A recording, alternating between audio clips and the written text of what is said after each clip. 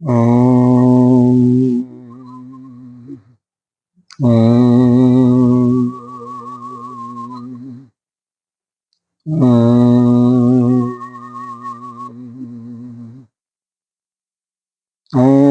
सहना भवतु सहनो भुनक्तु सह वीर्यं करवावहै तेजस्विनावधीतमस्तु मा विद्विषावहै। ओम शांति शांति शांति। शंकरं शंकराचार्यं केशवं बादरायणं सूत्रभाष्यकृतौ वन्दे भगवन्तौ पुनः पुनः। ईश्वरो गुरुरात्मेति मूर्तिभेदो विभागिनि व्योमवद्व्याप्तदेहाय दक्षिणामूर्तये नमः। अखण्डमण्डलाकारं व्याप्तं येन चराचरं तद्पदं दर्शितं येन तस्मै श्रीगुरवे नमः। अज्ञानतिमिरान्धस्य ज्ञानाञ्जनशलाकया चक्षुरुन्मीलितं येन तस्मै श्रीगुरवे नमः। गुरुर्ब्रह्मा गुरुर्विष्णु गुरुर्देवो महेश्वर गुरुः साक्षात् परं ब्रह्म तस्मै श्रीगुरवे नमः। त्वमेव माता च पिता त्वमेव बन्धो च सखा त्वमेव विद्या द्रविणं त्वमेव सर्वं मम देवदेव। गजाननं भूतगणाधिसेवितं कपिध्वजम्बोफलचारुभक्षम् उमासुतं शोकविनाशकारकं नमामि विघ्नेश्वरपादपङ्कजम्। अनंत श्री विभूषित नित्य प्रातः स्मरणीय वंदनीय शनि 1008 श्री पंचायती महानिर्वाणी अखाड़ा की वरिष्ठ श्रोत्रिय ब्रह्मनिष्ठ महामलेश्वर एवं उत्तर प्रदेश समाज की अध्यक्ष श्री सूर्य भगवान के चरणों में कोटि नमन। सभी जनों की अंतःकरण में विराजमान आत्मस्वरूप परमात्मा को नमन करते हैं। हम यहाँ पर विचार करते हैं योग वशिष्ठ के अनुसार ज्ञान की 7 भूमिकाओं पर कौन कौन सी वह 7 भूमिकाएं हैं और उनका संक्षिप्त परिचय करेंगे। पहली, इसमें से 7 तो ये जो भूमिकाएं बताई गई हैं, 3 तो साधक काल की हैं और 4 जो है ज्ञान की अनुभूति होने की बात की है। तो कौन कौन है? पहली है शुभेच्छा।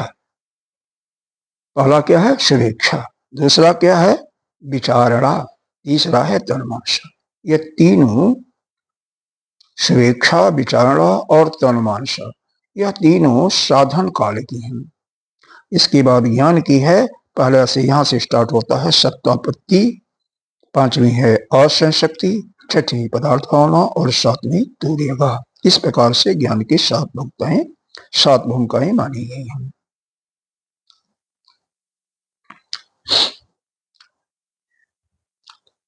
यहाँ पर विचारणा का पहले आते हैं। शुभेच्छा क्या है? तो जिनके अंदर ये इच्छा जग जाती है कि मैं शास्त्र का स्वाध्याय करूं, सत्पुरुषों का दर्शन करूं, सत्पुरुषों के साथ उनका साक्षात करूं, इस प्रकार से वैराग्य जिनके अंदर जग करके संतों का मिलन, संतों से सत्संग की इच्छा होती है, शास्त्रों के श्रवण की इच्छा होती है, उन्हीं को उसी को हम कहते हैं शुभेच्छा। यानी जिनके अंदर ऐसी इच्छा प्रकट हो जाती है उन्हीं को कहते हैं वह पहली आकांक्षा शुभेच्छा। क्योंकि कोई भी चीज हम पहले मन में आता फिर वह कार्यान्वित करते हैं। तो मन के अंदर जिनके अंदर विचार आ जाता है कि मैं स्वाध्याय करूं, मैं सत्संग का श्रवण करूं, मैं संतों का दर्शन करके उनसे ज्ञान प्राप्त करूं, तो उसी को कहते हैं शुभेच्छा। दूसरी जो इच्छा है किसी के अंदर, यहाँ पर देखो इसको बताया गया है शास्त्र सज्जन संपर्क वैराग्याभ्यास पूर्वकम सदाचार प्रवृत्तेयां प्रोच्यते सा विचारणा।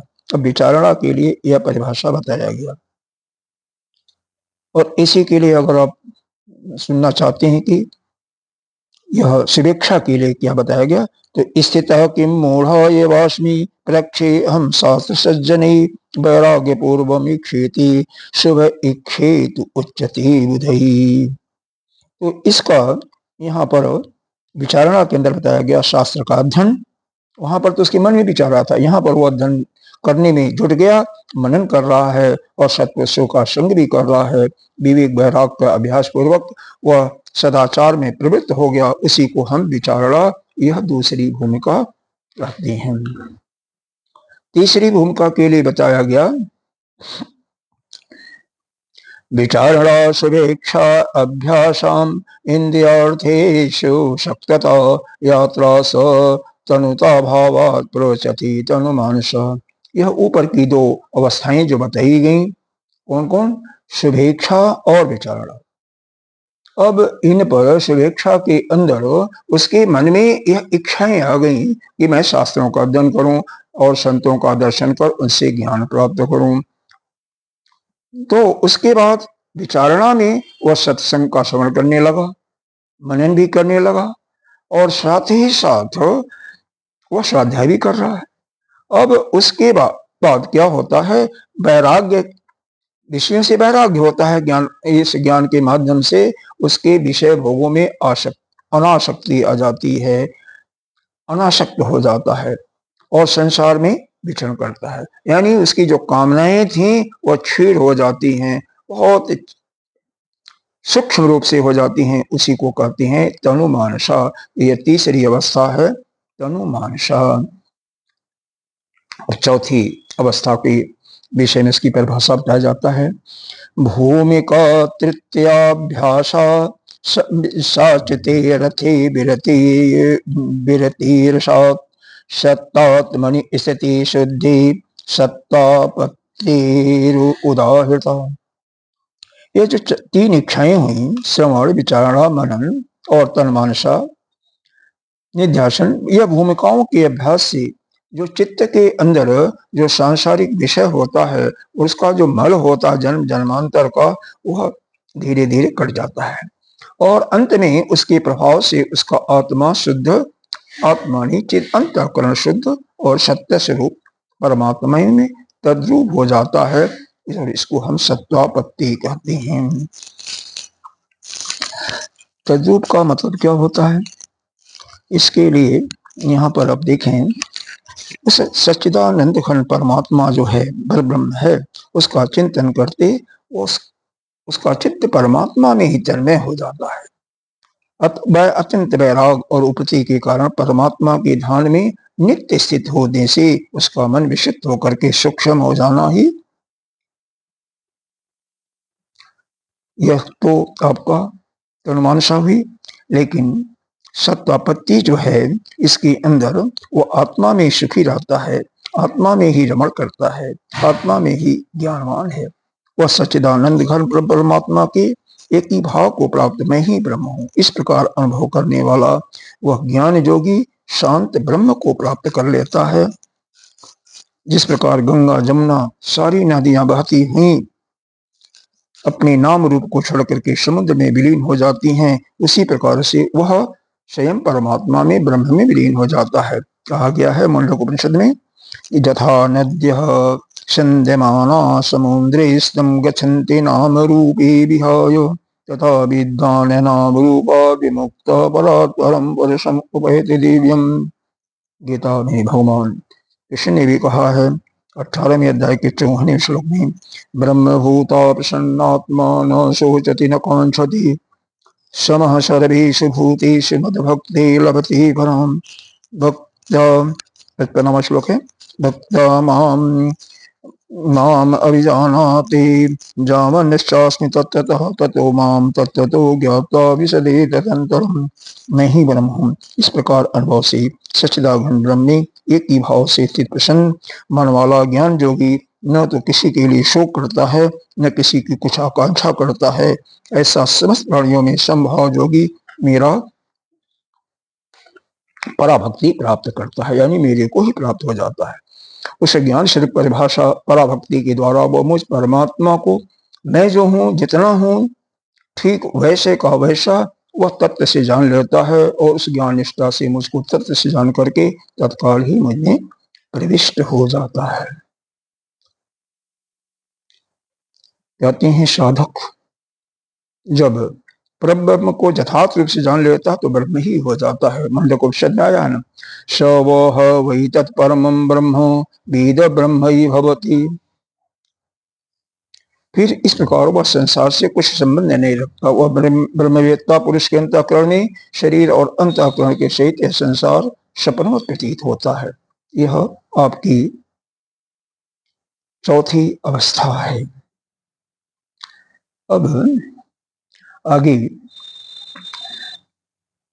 जब उस साधक का, बल्कि ज्ञानी अब तो चौथी अवस्था ज्ञान की है, तो विषय संस्कारों से अत्यंत असंग हो जाता है, अंतःकरण के समाधि में स्थिर हो चुकता है, तो उसको हम कहते हैं वो अंश शक्ति नाम की पांचवी अवस्था।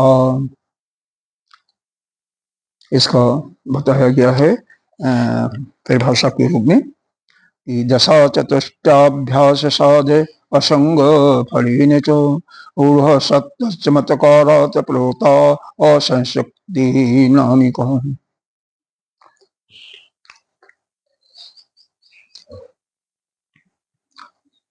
अब इसमें पांचवी भूमिका में क्या होता है उसके प्रकार से इसके विषय में देखें।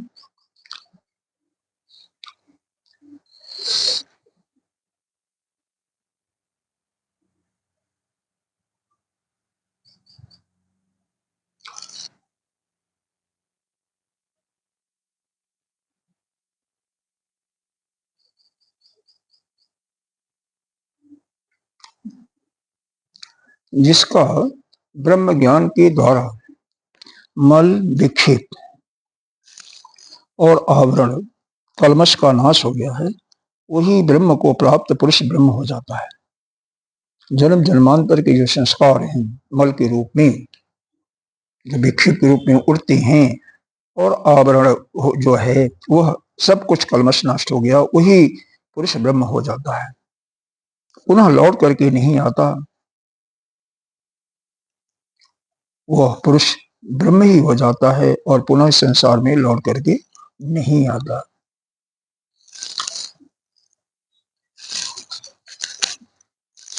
पांचवी भूमिका में उस पुरुष की क्या अवस्था हो जाती है कि वह ब्रह्म प्राप्त पुरुष के भेद न समझ करके उसके अंतःकरण का भेद उसका समझने के लिए बताया जाता है कि परम वैराग्य उसके अंदर हो जाता है, परम उपरति हो जाती है। वह ब्रह्म प्राप्त ज्ञानी महात्मा का इस संसार और शरीर से अत्यंत संबंध विच्छेद हो जाता है, यानी शरीर से कोई आसक्ति नहीं, संसार से कोई आसक्ति नहीं। इसीलिए इस पांचवी भूमिका को असंशक्ति कहते हैं। जो ज्ञानी जिसका संसार और शरीर से पूर्ण रूप से आसक्ति समाप्त हो जाती है, उस पुरुष का संसार से कोई प्रयोजन ही नहीं होता है। वह कर्म करे न करे इसके लिए वो बाध्य नहीं है। भगवान गीता में भी ऐसा ही कहा है। तीसरे अध्याय का 18वां श्लोक है, नैव तस्य कृतनार्थो न कृतनेह कंचन न चास्य सर्वभूतेषु कंचितर्थ व्यपाश्य। महापुरुष का इस विश्व में न तो कर्म करने से कोई प्रयोजन रहता है, न कर्मों के न करने से कोई प्रयोजन रहता है। संपूर्ण प्राणियों में उसका किंचित मात्र भी स्वार्थ का संबंध नहीं रहता है। कोई भी ज्ञानी महात्मा पुरुष के संपूर्ण कर्म सात समस्त कामना या संकल्प से शून्य होती है। जितना भी करता है सात सम्मत होता है और कामना और संकल्प से भी शून्य होता है, कुछ नहीं। इस प्रकार जिसके समस्त काम ज्ञान रूप अग्नि के द्वारा भस्म हो गए हैं, उसका पिछला जो भी संचित कर्म होता है सब भस्म हो जाता है। उस महापुरुष को भी हम पंडित भी कहते हैं। गीता में चौथे अध्याय के 19वां श्लोक बताया गया, जस सर्वे समारंभा काम संकल्प वर्जिता ज्ञान अग्नि दग्ध कर्माणम तमाहु पंडितम। पांचवी ये भूमिका प्राप्त हो गई। अब छठी भूमिका के लिए बताया गया है, इसकी परिभाषा दी है। भूमिका पंचकाभ्यासात् स आत्मा रामतया दृढ़म् अभ्यन्तराणां बाह्यानां पदार्थानां भावनात् परप्रकृतेन चिजं प्रयत्नेन अर्थ अभावानात् पदार्थ भावनानाम्नि कष्टि संजायते गतिः। जब यह पांचवी भूमिका में सिद्ध होकर के आगे बढ़ता साधक तो स्वाभाविक अभ्यास से उस ज्ञानी महात्मा की आत्मा रमता के प्रभाव से आत्मा में रमण करने लगता है। अंतःकरण में संसार के पदार्थों का अत्यंत अभाव हो जाता है, जिससे उसे बाहर भीतर के किसी भी पदार्थ का कोई भान नहीं होता।